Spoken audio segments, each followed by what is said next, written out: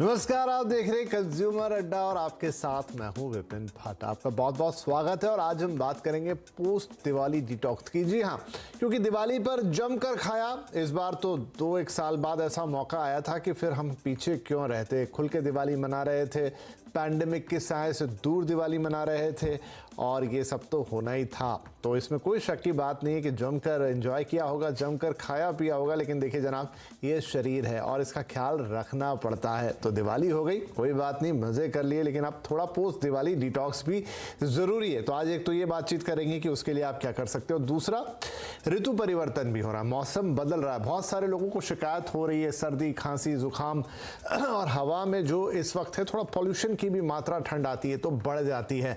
वो सब चीज़ें आपको और हमें तकलीफ देती हैं। तो अभी तो ठंडों की शुरुआत है, लेकिन ये ठंड पीक करेगी, तकलीफें और बढ़ेंगी। और ठंड अच्छा मौसम होता है, सुहाना मौसम होता है, लेकिन स्वास्थ्य के लिहाज से बहुत सारी चीज़ों का ध्यान रखना पड़ता है। तो कैसे अपने आप को आने वाली ठंडों के लिए तैयार करना है, वो भी आज का फोकस रहेगा। तो आज यही सारी बातें हम करने जा रहे हैं और उसके लिए हमारे साथ कुछ खास मेहमान जुड़ रहे हैं कार्यक्रम में। इंद्रप्रस्थ अपोलो हॉस्पिटल के consultant pulmonary and chest doctor Nikhil Modi, Maharashtra सरकार के आयुर्वेद संस्थान के डायरेक्टर डॉक्टर KR कोहली और न्यूट्री वेलबींग की dietitian in chief Alka Gangwani. आप सभी का बहुत बहुत स्वागत है। क्योंकि जस्ट दिवाली के बाद की हम बात कर रहे हैं तो शुरुआत इसी से कर देते हैं, जरा डिटॉक्स से, पोस्ट दिवाली डिटॉक्स से। तो अलका जी, आपसे ही शुरू करते हैं। आज दिवाली हो गई, इससे पहले भी आप हमारे शो पे आए थे, जम के खाया पिया होगा सब लोगों ने, ये हम उम्मीद कर रहे हैं। अब पोस्ट दिवाली डिटॉक्स, उसकी शुरुआत कैसे और कहाँ से की जाए? हाँ जी, दिवाली पे खूब खाया, खूब पार्टी किया और अब डिटॉक्स भी हमने डिटॉक्स के लिए डिटॉक्स भी किया। और अब जब आपने इतना खा लिया तो बॉडी का क्लेंजिंग तो इम्पॉर्टेंट है ही है।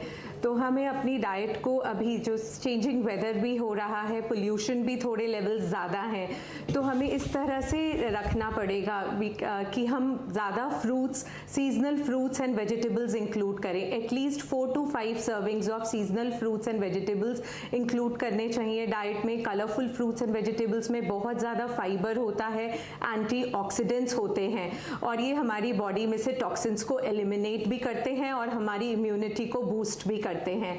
दूसरा, बहुत ज़्यादा हमें अपनी डाइट में लिक्विड्स का इंटेक इंक्रीज करना पड़ेगा, जैसे आप lemon water, coconut water, homemade soups. ये हमारी बॉडी में नेचुरली टॉक्सिन्स को रिमूव भी करते हैं और जब हमारा हाइड्रेशन लेवल अच्छा रहता है तो हमारा हाथ इधर उधर और खाने की तरफ भी नहीं जाता, क्योंकि हम लोग फिल जो होता है, फुलनेस की फीलिंग रहती है बॉडी में। और तीसरा, हमें बहुत अच्छी तरह से अपनी डाइट में प्रोबायोटिक फूड्स इंक्लूड करने चाहिए। प्रोबायोटिक फूड्स होते हैं जो हमारे गट में गुड बैक्टीरियाज को इंक्लूड करते हैं, जैसे दही, छाछ, इडली, डोसा, उत्तपम। ये हमारी डाइट में गुड बैक्टीरियाज को प्रमोट करते हैं और जब हमारी गट हेल्थ अच्छी होती है, हमारी इम्यूनिटी भी बहुत स्ट्रांग रहती है। और चेंजिंग वेदर है, थोड़ा सा स्टीम इनहेलेशन भी करेंगे तो हमारा नेसल पैसेज क्लियर रहता है, हमारी लंग्स भी बेटर परफॉर्म करती हैं, हमें ब्रीदिंग करने में भी मुश्किल नहीं रहता।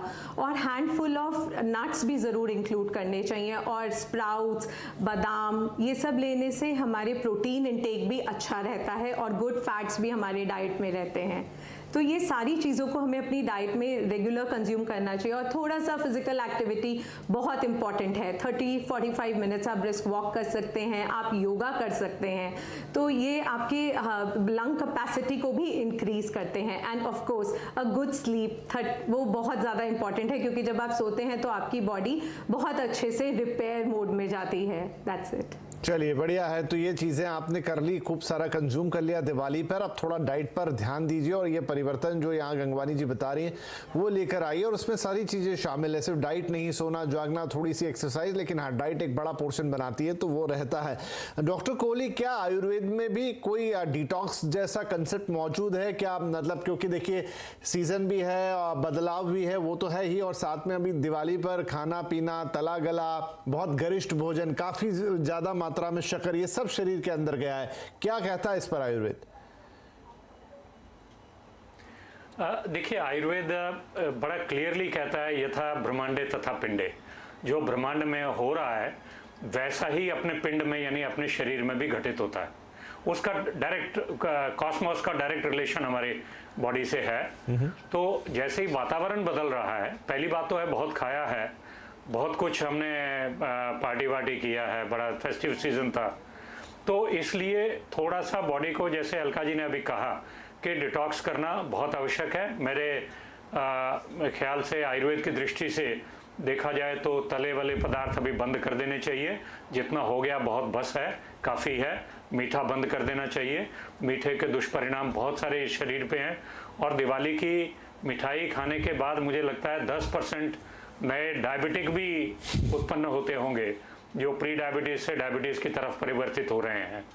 तो इसके अलावा भी जो खाने पीने में है अभिसंधि पदार्थ, यानी जैसे खट्टी चीज़ें हैं, दही है, बहुत सारा सॉल्ट का कंजम्पशन कम करना चाहिए, क्योंकि ये सारी चीज़ें शरीर में इतनी गई हुई हैं कि आपको शायद हो सकता है कुछ जो मिडिल एज ग्रुप में है, 40s और 50s में, 60s में हैं या ग्रोइंग एज में है, उनमें से कई लोग पहली बार अभी इस बार डायबिटिक बनेंगे, पहली बार हाइपरटेंसिव बनेंगे।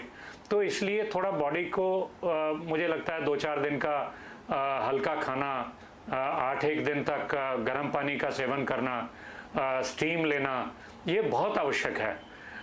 आयुर्वेद के हिसाब से जो आपने जो टॉपिक दी है, मैं समझता हूँ बहुत अच्छी है कि डिटॉक्स कैसे किया जाए। आयुर्वेद का पूरा पंचकर्म का एक पूरा साइंस अलग से है जो डिटॉक्स के ऊपर ही काम करता है। आप जरूर अभ्यंग करवाइए, शरीर की मालिश करवाइए, शरीर का स्वेदन करवाइए, यानी स्टीम लेते हैं। हाँ सर, बोलिए बोलिए। जी कोहली साहब, सुन रहे हैं हम आपको। हेलो। लगता है शायद कुछ लाइन में यहाँ पर प्रॉब्लम आई है, हम बात को कंटिन्यू करेंगे। तो डॉक्टर कोहली भी ये बता रहे थे कि अगर आप आयुर्वेदा के हिसाब से भी देखें तो ऋतु परिवर्तन हो रही है, उसमें बहुत सारी चीज़ें होती हैं, और ख़ास तौर पर जो आपने अभी फेस्टिव सीजन में बहुत सारा कंज्यूम किया है। देखिए, तली गली चीज़ें खाने में आती हैं, मीठा बड़ी मात्रा में खाने में आता है, और जो उन्होंने बहुत इंपॉर्टेंट बात यहाँ पर बोली है कि बहुत सारे लोग इस समय कन्वर्ट हो रहे होंगे। देखिए, ये देश अब एक डायबिटिक कैपिटल के तौर पे जाना जाता है। डायबिटीज़ में बहुत सारा हिस्सा प्री डायबिटिक्स का होता है, यानी कि आपको डायबिटीज़ हुई तो नहीं है, लेकिन अब आपका जो बॉडी के शुगर लेवल है वो नॉर्मल नहीं रह गए हैं, वो फ्लक्चुएट कर रहे हैं, वो 100 के नीचे जो स्टैंडर्ड पैरामीटर है नहीं रहते हैं फास्टिंग लेवल पे, वो 100 और 125 के बीच में रहते हैं। 125 के ऊपर तो आप डिक्लेयर हो जाते हैं डायबिटिक, लेकिन अगर 100 और 125 के बीच में आपका फास्टिंग शुगर है तो आप प्री डायबिटिक कहलाते हो। वो कह रहे हैं बहुत सारे लोग जो कन्वर्ट होंगे, तो जितना लंबा आप इसको चला पाएं अपने प्री डायबिटिक फेस को, उतना अच्छा। उसके लिए क्या है कि चीज़ों को थोड़ा कंट्रोल करें। Doctor Kohli, you can continue please, आपकी आवाज़ बीच में छूट गई थी। जी, तो देखिए सर, बहुत सारी आयुर्वेद के विचार करने वाली बातें हैं। 6 ऋतुएं आयुर्वेद में बताई हुई हैं, शिशिर, वसंत, ग्रीष्म, वर्षा, शरद और हेमंत ऋतु। ये 6 ऋतुओं के बीच में जो एक ऋतु से दूसरी ऋतु में परिवर्तन होता है वो 14 दिन का काल है, उसको ऋतु संधि कहा जाता है। यानी आप जब शिशिर से वसंत ऋतु की तरफ जा रहे हैं तो 14 दिन का जो काल है उसको ऋतु संधि कहा है। उसमें बहुत ध्यान अपना रखना चाहिए। खाने पीने में आप केवल गर्म पानी का उपयोग करें, ज़्यादा ना खाएं, अध्यशन यानी खाए के ऊपर ना खाएं, तला हुआ ना खाएं, सॉल्टी चीज़ें नहीं खाएं, और इस प्रकार से पूरा परहेज करें। फ्रूट्स का इंक्लूजन ज़्यादा करें तो मुझे लगता है उससे बेनिफिट होगा।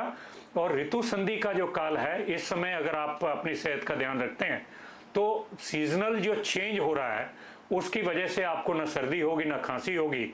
और इसके साथ ही जैसे अभी के ये जो सीज़न चल रही है, दिवाली जिस सीज़न में आती है, तो मैं ये समझता हूँ ये अभी शरद और हेमंत का एक ऋतु संधि का काल है, जब सर्दी थोड़ी सी नॉर्थ इंडिया में बढ़ने लगी है, हल्की सी सर्दी आने लगी है। हालांकि मुंबई में तो हम लोगों को सर्दी कभी होती ही नहीं है, तो भी ऋतुएं तो वैसे ही हैं। तो इन ऋतुओं के हिसाब से अगर देखा जाए तो शरद और हेमंत का अभी ये ऋतु संधि काल है। इसमें आपने बहुत सारा दिवाली फेस्टिविटीज़ की वजह से बहुत ज़्यादा कुछ खाया हुआ है। दही का सेवन ना करें, खट्टी चीज़ों का सेवन ना करें, तली हुई चीज़ों का सेवन ना करें, और खाना आवश्यकता से थोड़ा कम खाएं। जी। तो यानी अपने शरीर को हल्का रखें। तो आप ज़्यादा एनर्जेटिक रहेंगे और ज़्यादा अच्छा रहेगा। चलिए, तो दोनों ही हमारे एक्सपर्ट बता रहे हैं कि थोड़ा सा अब वक्त आ गया है कि बॉडी को लाइट रखा जाए, थोड़ा कम खाया जाए, फ्रूट्स, वेजिटेबल, इस तरह की हल्की चीज़ों पर आप थोड़ा शिफ्ट हो और अपने शरीर को थोड़ा लाइट रखिए और यही आपकी प्रिपरेशन हो जाएगी अगले मौसम में जाने की।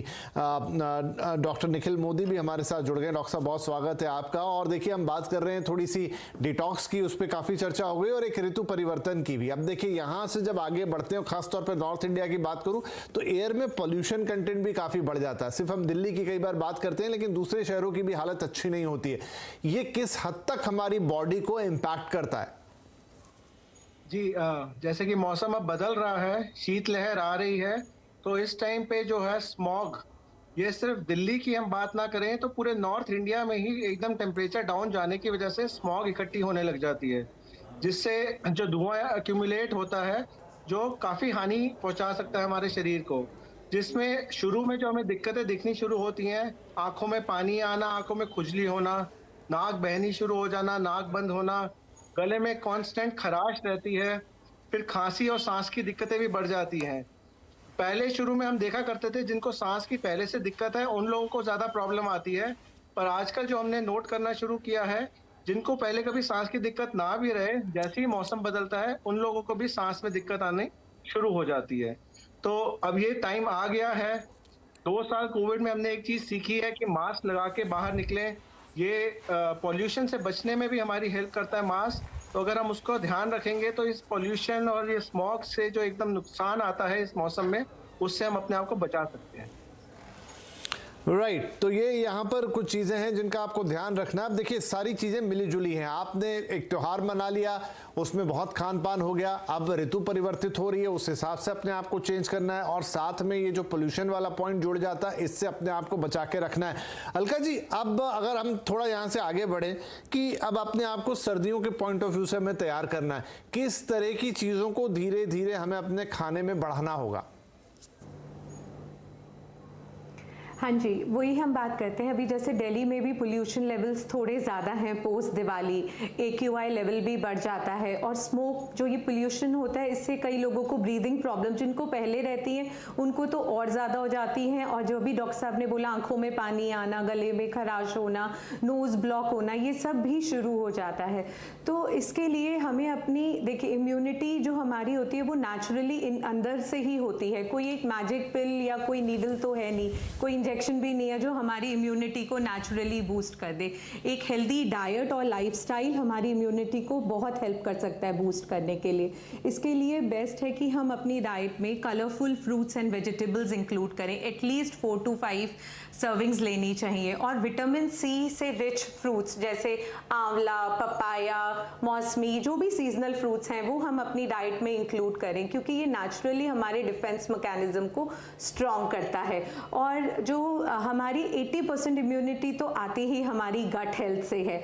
तो आपका डाइजेस्टिव सिस्टम स्ट्रॉन्ग हो, इसके लिए हमें ऐसा खाना खाना चाहिए जिससे हमारे गुड बैक्टीरियाज हमारी गट में स्ट्रॉन्ग हो। पैकेज्ड और प्रोसेस्ड फूड बिल्कुल ना सेवन करिए, इनमें बहुत ज़्यादा सॉल्ट एंड शुगर रहता है। और आप natural fermented food, sprouts, idli, dhokla, ये सारी चीज़ें अपनी डाइट में मैक्सिमम इंक्लूड करिए ताकि आपकी गट हेल्थ स्ट्रॉन्ग रहे।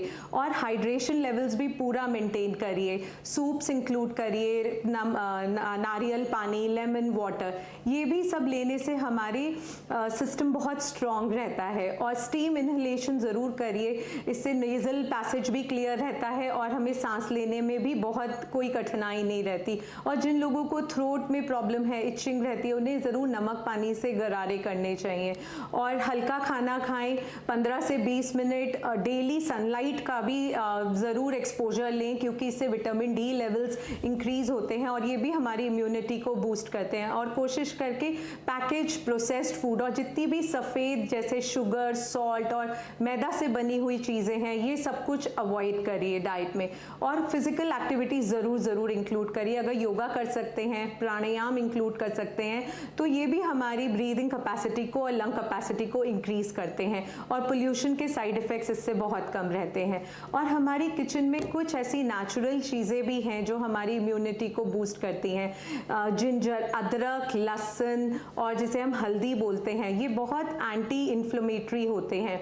तो आप इन्हें अपने वेजिटेबल्स में, अपनी सब्जियों में हल्दी वाला दूध और जिंजर टर्मरिक टी, इस तरह की चीज़ों का सेवन करने से भी हमारी नेचुरल इम्यूनिटी बूस्ट होती है। ये सब कुछ मैक्सिमम करने से हम वैसे स्ट्रांग रहेंगे। बिल्कुल। तो थोड़ा, क्योंकि इम्यूनिटी में आयुर्वेदा के बारे में काफ़ी आयुर्वेदा में काफ़ी कहा गया है इसके बारे में, और अक्सर हमारी डॉक्टर कोहली आपसे बातचीत होती रही है जब हम पीक ऑफ पेंडेमिक थे तब भी और अब भी। किस तरीके से हम अपनी इम्यूनिटी को और बेहतर कर सकते हैं? कोई क्रियाएं, कोई कर्म और कोई सेवन, या जैसे हम उस समय बात करते थे गिलोय का सेवन और तमाम दूसरे आंवला जूस का सेवन, क्या वो अभी भी कंटिन्यू किया जा सकता है? बिल्कुल बिल्कुल। देखिए, सबसे बड़ी बात है कि जो आयुष मिनिस्ट्री का गाइडलाइंस आई थी कोविड के लिए, उन्होंने कहा था नाक में तेल जरूर डालिए, वो थोड़ा सा वायरस को दूर रखेगा, इन्फेक्शन होने से कम रहेगा, क्योंकि नासा को रेस्पिरेटरी सिस्टम का प्रवेश द्वार कहा गया है। नासा और थ्रोट, मतलब नाक और थ्रोट दोनों का ध्यान रखना है। वैसे देखा जाए तो अणुतेल नस्य, यानी अणु तेल आपको किसी भी आयुर्वेदिक स्टोर पे मिल जाएगा। सुबह शाम 2-2 ड्रॉप अगर दोनों नॉस्ट्रिल्स में डालें तो आपको रेस्पिरेटरी प्रॉब्लम्स और चोकिंग, नेजल चोकिंग है या थ्रोट का प्रॉब्लम्स है, वो कम हो जाएगा। या नहीं, अगर नहीं है तो शायद उससे बचाव भी कर सकेंगे। आपको गार्गल्स करने हैं, त्रिफला के काढ़े के आप काढ़ा बनाइए त्रिफला का, उसके गार्गल्स करिए सुबह और शाम। मुझे लगता है उससे भी बचाव बहुत सारा होगा। ये और भी ज़रूरी इसलिए है क्योंकि नॉर्थ इंडिया में पूरे स्मॉग है, पोल्यूशन है। ऋतु संधि का जो आयुर्वेद का कंसेप्ट था, उससे भी एक स्टेप आगे जाके पोल्यूशन इतनी ज़्यादा है कि उसका भी ध्यान रखना ज़रूरी है। इन्हीं दिनों में देखिए तो आयुर्वेद का एक सबसे बड़ा प्रिस्क्रिप्शन है कि पंचकर्म का विरेचन इस काल में करना जरूरी है। विरेचन यानी हम लोग घी भी पिलाते हैं और उसके बाद जब पूरा काफ़ी सारा घी शरीर में चला जाता है मालिश और सेक करवा के, और वो टॉक्सिन्स को निकालने के लिए लूज मोशंस दिया जाता है, उसको विरेचन की क्रिया कही जाती है। 12 से 14 दिन इस क्रिया में लगता है, वो जरूर कराना चाहिए। इसमें आप अपने नज़दीकी पंचकर्म केंद्र में जाएं और ये करवाएं। और जैसे कि अभी आपने कहा कि जो कोविड की गाइडलाइंस में गुड़ूची था, अश्वगंधा था, बिल्कुल उसका प्रयोग कर सकते हैं। अदरक का बहुत सारा सेवन, अदरक और शुंठी, इन दोनों का बहुत सारा सेवन करना आवश्यक है। ये इस पूरे काल में, ये जो ऋतु संधि का काल है या आगे जो शीतकाल है, जो अपनी हेमंत ऋतु और शिशिर ऋतु आ रही है, इसमें अदरक, हल्दी, अश्वगंधा, गुड़ूची, इस प्रकार के इम्यूनिटी बढ़ाने वाले द्रव्य आपको बहुत बहुत आवश्यक हैं। और आप गाय के घी का जरूर सेवन करें, 1 चम्मच सुबह, 1 चम्मच शाम को। ये अपने शरीर में जो सर्दियों में रुक्षता होती है, घी इटसेल्फ एक इम्यूनिटी बिल्डर है, बहुत सारी प्रॉपर्टीज इसमें हैं। तो घी को वैसे तो आयुर्वेद में कहते हैं कि संस्कारित घी हो तो और भी अच्छा है, लेकिन गाय के घी में अपने ही इतने गुण हैं कि वो अपने आप में भी इम्यूनिटी बढ़ाने वाला है। 1-1, 2-2 चम्मच सुबह शाम जरूर लें।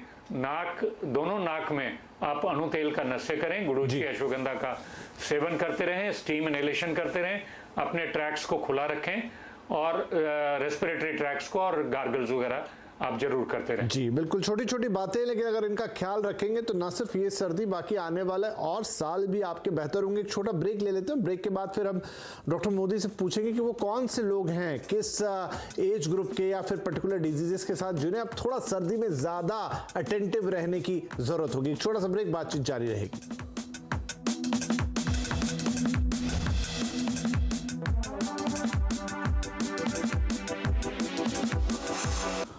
Welcome back. आज कंज्यूमर अड्डा में बात हो रही पोस्ट दिवाली डिटॉक्स की और साथ में आने वाली शरद ऋतु या फिर सर्दियों के दिनों के लिए अपने आप को, वैसे तो उसकी शुरुआत हो चुकी है लेकिन धीरे धीरे ठंड बढ़ती जाएगी और ये कई तरह की दिक्कतें पैदा करती है, खासतौर पे उत्तर भारत में प्रदूषण भी और ज्यादा बढ़ जाता है। तब आप कैसे अपने आप को, अपने शरीर को तैयार रखेंगे? ब्रेक से पहले काफी सारी बातचीत हुई, अब बातचीत को थोड़ा और आगे बढ़ाते हैं। डॉक्टर मोदी, अब ये भी रहता है कि ठंड आती है तो वैसे तो एक सुहाना मौसम रहता है, लेकिन कई लोगों को थोड़ा एक्स्ट्रा कॉशियस होने की जरूरत रहती है। रहती है। तो अब जब ये ठंड जैसे जैसे आगे बढ़ेगी और फिर पोल्यूशन और तमाम चीज़ें, कौन से वो एज ग्रुप्स कह लीजिए, कौन से वो पर्टिकुलर डिसीज़ वाले लोग हैं, या किसी को हार्ट का प्रॉब्लम है, किसी को ब्लड प्रेशर का प्रॉब्लम है, किसी को डायबिटीज़ का प्रॉब्लम है, कौन सा वो ग्रुप होगा जिन्हें ज़्यादा थोड़ा इस मौसम में कॉशियस रहना होगा? देखिए, अगर हम बात करें तो ये जो सर्दियां जैसे ही आती हैं तो जितने भी सांस की बीमारी के मरीज हैं, चाहे वो बच्चे हों जिनको अस्थमा हो सकता है, एलर्जी हो सकती है, या ज्यादा एज वाले हों जिनमें सीओपीडी जैसी बीमारी भी हम देखते हैं, जिनको भी सांस की दिक्कत है अचानक से बढ़ जाती है। ऑलरेडी अगर हम देखें तो आजकल ओपीडी में हमारे पास ऐसे मरीज जिनको सांस की दिक्कत है वो ज्यादा आने लग गए हैं। पर ये जो पोल्यूशन है इससे मार किसी भी एज ग्रुप को हो सकती है, और बाकी जो बीमारियां हैं जैसे हार्ट की बीमारी हो या किसी को किडनी, लिवर या कोई और बीमारी हो, उन लोगों में भी इन्फेक्शन जल्दी पकड़ सकता है। निमोनिया होने के चांसेस, फ्लू जो ज्यादा सीवियर हो उसके होने के चांसेस हो सकते हैं, क्योंकि इम्यूनिटी उनकी पहले ही डाउन होती है, और जैसे ही ये इस मौसम के चेंजिंग मौसम में वो इन्फेक्शन पकड़ते हैं तो वो जल्दी बिगड़ जाता है। तो सावधानी हर तरह के मरीजों को बरतनी चाहिए। हाँ, पर जिनको सांस की प्रॉब्लम पहले से है उनमें सबसे ज्यादा प्रॉब्लम आने के चांस होते हैं। तो डॉक्टर साहब, मतलब अगर मान लीजिए आपको किसी तरह की दिक्कत हो रही है, कहाँ तक आप उसे खुद मैनेज करेंगे और कहाँ फिर हमें आपके पास आना चाहिए? देखिए, अगर हल्का फुल्का जैसे मैंने कहा नजला जुकाम है, खराश हो रही है, गले में हल्की फुल्की खांसी है, तो तब तक तो जैसे कि अलका जी ने भी बताया और डॉक्टर साहब ने भी बताया कि हम घरेलू नुस्खे जिसमें good amount of citrus food और ये multiple green leafy vegetables, colourful fruits, ये सारे तो इम्यूनिटी हमारी बढ़ाएंगे ही ताकि वो चीजें बढ़े ना। साथ ही साथ अदरक, शहद और इनका सेवन नमक के गुनगुने पानी कि हल्के फुल्के सिम्टम्स कंट्रोल कर सकते हैं। आंखों में बार बार पानी का छींटा मारे जिससे वो खुजली और वो जो इरिटेशन है वो कम हो जाए। पर खांसी ज्यादा बढ़ गई है, अगर आपको बुखार आने लग जाए, सांस में दिक्कत आप महसूस करने लग जाएं, तो आप वेट मत करिए, डॉक्टर को फटाफट दिखाइए और टाइम से इसका इलाज कराइए, इससे पहले ये ज्यादा बिगड़ जाए। ये बड़ा इंपॉर्टेंट होता है। कई लोग थोड़ा सा खींच लेते हैं और बाद में थोड़ी प्रॉब्लम बढ़ जाती है इन दिनों, और फिर बात है कि आप हैवी मेडिकेशन पे जाएं, एंटीबायोटिक्स लें, उसकी नौबत नहीं आनी चाहिए। तो अच्छा है खुद सेल्फ मेडिकेशन, या मतलब कहते हैं कि थोड़ी सी अपने ही लेवल पे आप उसे ठीक करें, लेकिन ऐसा भी ना हो कि आप बिल्कुल अवॉइड ही कर दें कि आप डॉक्टर को ना दिखाएं। बैलेंस अप्रोच जरूरी है। अलका जी, एक और महत्वपूर्ण प्रश्न आपने कहा, फलों का सेवन करना। बहुत सारे लोग इन दिनों ये है कि फल का सेवन तो करते हैं लेकिन वो जूस के तौर पे ले लेते हैं। रॉ फल हमें खाने हैं या जूस भी ओके रहेगा?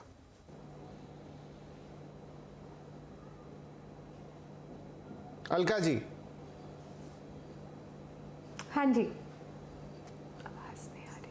अच्छा, शायद आप तक मेरी आवाज नहीं पहुंची। मैं कह रहा था कि आपने फलों का जिक्र किया, डॉक्टर साहब ने भी जिक्र किया, रॉ फल हमें खाने हैं या हम जूसेस भी ले सकते हैं? क्योंकि इन दिनों काफी लोग जूस प्रेफर कर जाते हैं, वो नेचुरल जूस ही होता है, लेकिन रॉ फल खाना ज्यादा बेहतर होगा या जूस भी इट्स फाइन? देखिए, रॉ फ्रूट्स तो हमेशा ही खाना बहुत बेहतर होते हैं, क्योंकि एक तो उसमें फाइबर बहुत ज़्यादा होता है और ये आपकी ब्लड शुगर लेवल्स को एकदम स्पाइक नहीं करते। बट अगर आपको जूसेस लेने हैं तो आप वेजिटेबल जूस ले सकते हैं, जैसे कैरेट, बीटरूट, चुकंदर, गाजर, आंवला और खीरा या लौकी, कोई भी ऐसी चीज़ें डाल के वेजिटेबल जूसेस में वेजिटेबल जूसेस का सेवन करना बेहतर है। और फ्रूट्स हमें होल फ्रूट की तरह ही खाना चाहिए। और स्पेशली जो चेंजिंग वेदर है, तो आप अगर आंवला और गाजर, बीटरूट, इनमें बहुत ज़्यादा विटामिन ए और विटामिन सी होता है, और अगर आप डायरेक्ट नहीं खा सकते तो इनके बहुत सारे वेज हैं। आप सूप के फॉर्म में ले सकते हैं, आप सब्जियों के सैलेड्स में ले सकते हैं, आप अपनी राइस में, फ्राइड राइस में बहुत सारी वेजिटेबल्स डाल सकते हैं। बट फ्रूट्स अगर खाने हैं तो रॉ होल फ्रूट्स खाएंगे, और जूसेस लेने हैं तो वेजिटेबल जूसेस ही लेंगे, ताकि हमें पूरा उसमें फाइबर भी मिले। ठीक है, ये भी आपने क्लैरिटी दे दी, बहुत अच्छी बात है। तो आई थिंक वो तमाम टॉपिक्स और बातें यहाँ पे क्लियर हो गई। क्या आपको खान पान में ध्यान रखना है, पोस्ट दिवाली डिटॉक्स की शुरुआत आप कैसे करेंगे, कितने दिनों तक करेंगे, और जो ऋतु परिवर्तन हो रहा है, जो चेंज ऑफ वेदर हो रहा है, उसमें आपको किन किन बातों की सावधानी रखनी है, और खासतौर पे खान पान से जुड़ा हुआ मामला है, वहां पर अपने खान पान में और दिनचर्या में किस तरह के चेंजेस आपको लेके आने हैं। आयुर्वेदा के हिसाब से भी हमने बात की, हमने एलोपैथी के हिसाब से भी बात की, और खासतौर पे डाइट पे फोकस किया, क्योंकि ये ये सबसे इंपॉर्टेंट होती है। और हाँ, आपको प्रॉपर रेस्ट भी लेना है। तो आई होप कि आने वाले सीजन के लिए ये सारी बातें आपको अच्छे से तैयार रखेंगी। और अगर आपने दिवाली पे ज़्यादा खा पी लिया है तो कोई गिल्ट में आने की ज़रूरत नहीं, तरीके अब आपको मालूम है कि आपको कैसे डिटॉक्स करना। बहुत शुक्रिया आप तीनों ही मेहमानों का आज कार्यक्रम में शामिल होने के लिए और ये सभी बातें हमारे साथ शेयर करने के लिए। नमस्कार।